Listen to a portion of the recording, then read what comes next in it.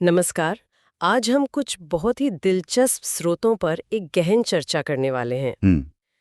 ये परमात्मा, जिन्हें अक्सर लोग शिव बाबा कहते हैं, उनकी पहचान और उनके स्वरूप पर रोशनी डालते हैं। हाँ, बिल्कुल। ये जो अंश है हमारे पास, ये सीधे परमात्मा की प्रकृति पर बात करते हैं। हम्म। उनका वो जो निराकार स्वरूप है और उनका अवतरण, मतलब वो कैसे प्रकट होते हैं, इस पर।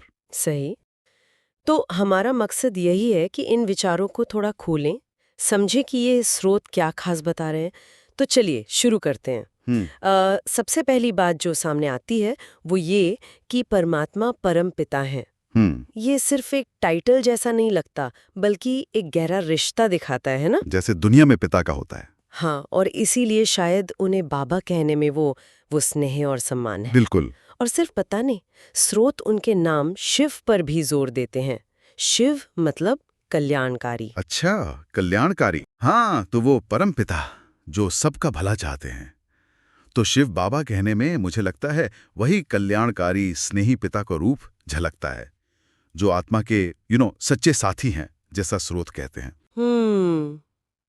ये पहचान तो काफी व्यक्तिगत और स्नेहमयी बताई गई है। लेकिन फिर बात आती है उनके स्वरूप की। वो काफी अलग है। स्रोत में लिखा है, परमात्मा का स्वरूप निराकार है, ज्योति बिंदु। निराकार ज्योति बिंदु, ये थोड़ा अमूर्त सा लगता है ना। हाँ, बिल्कुल। और ये एक महत्वपूर्ण बात है। स्रोत उन्हें किसी किसी इंसानी रूप में या शारीरिक रूप में नहीं देखते, बल्कि एक ज्योति बिंदु, मतलब प्रकाश का एक बहुत ही सूक्ष्म बिंदु। अच्छा। ये शायद दिखाता है कि वो भौतिक सीमाओं से कितने परे हैं। मतलब उनकी शक्ति, उनकी उपस्थिति, वो किसी आकार या रूप में बंधी नहीं है। वो चेतना का एक शाश्वत सूक्ष्म रूप है, ऐसा लगता है स्रोत कह रहे हैं। हम्म। रूप से परे, चेतना का स्वरूप। ओके। अब आते हैं उनके प्रकट होने के तरीके पर। यहाँ एक बहुत बहुत साफ अंतर बताया गया है। परमात्मा जन्म नहीं लेते। हाँ। स्रोत कहता है, परमात्मा का जन्म नहीं होता, वे अवतरित होते हैं। अवतरण जन्म से कैसे अलग है ये यहाँ पर? देखिए, ये एक बहुत अहम नुक्ता है इन स्रोतों का। जन्म हम समझते हैं एक सामान्य जैविक प्रक्रिया है, हाँ।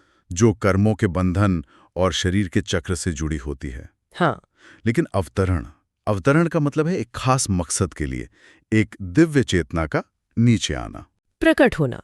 ओके। और स्रोत ये भी कहते हैं कि ये अवतरण एक साधारण तन में होता है। साधारण तन। हाँ, और उसे वो दिव्य जन्म कहते हैं। मतलब वो सामान्य जन्म मृत्यु के चक्र में नहीं आते, बल्कि एक खास मिशन के लिए किसी चुने हुए माध्यम उसके द्वारा कार्य करते हैं। तो ये कोई आम मानवीय अनुभव नहीं है, ये एक उद्देश्यपूर्ण दिव्य घटना है। बिल्कुल। और इसका समय भी बताया गया है। परमात्मा का अवतरण कलयुग के अंत पर होता है। कलयुग का अंत ही क्यों? इस समय का क्या महत्व है? हाँ, ये भी जरूरी सवाल है। स्रोत इस समय को इसलिए महत्वपूर्ण मानते हैं क्योंकि कलयुग को माना जाता है नैतिक और आध्यात्मिक गिरावट का चरम। हम्म। है ना? हम्म। तो इन स्रोतों के हिसाब से ठीक इसी समय पर परमात्मा का अवतरण होता है। क्यों? सृष्टि के कल्याण के लिए, ज्ञान देने के लिए, और सत्युग की आप कह सकते हैं पुनर्स्थापना के लिए। अच्छा। उनका वो जो कल्याणकारी स्वरूप है, वो इसी समय सबसे ज्यादा जरूरी हो जाता है। ये उनके हस्तक्षेप का एक तय समय है, ऐसा लगता है। तो अगर हम इन सारी बातों को एक साथ रखें जो हमने स्रोतों से देखी, परमात्मा को परमपिता माना गया है, कल्याणकारी शिव कहा गया है, और उनका स्वरूप भौतिक नहीं बल्कि निराकार ज्योति बिंदु है। सही। परमपिता, शिव, ज्योति बिंदु। और वे जन्म नहीं लेते, बल्कि कलयुग जब खत्म हो रहा होता है, उस पतन के समय एक खास मकसद से एक साधारण तन के जरिए अवतरित होते हैं, जिसे दिव्य जन्म कहा गया है। हाँ, बिल्कुल यही। ये इन अंशों में जो परमात्मा की अवधारणा दी गई है, उसका सार है। उनकी पहचान, उनका वो निराकार स्वरूप, और उनका वो खास काम और उसका समय, ये दिखाता है कि स्रोत उन्हें कैसे एक बहुत ही परिभाषित भूमिका में देखते हैं। हाँ, आज की इस चर्चा से इन स्रोतों में परमात्मा की जो तस्वीर उभरी है वो काफी स्पष्ट हुई है। अच्छा, एक विचार सोचने के लिए छोड़ जाते हैं।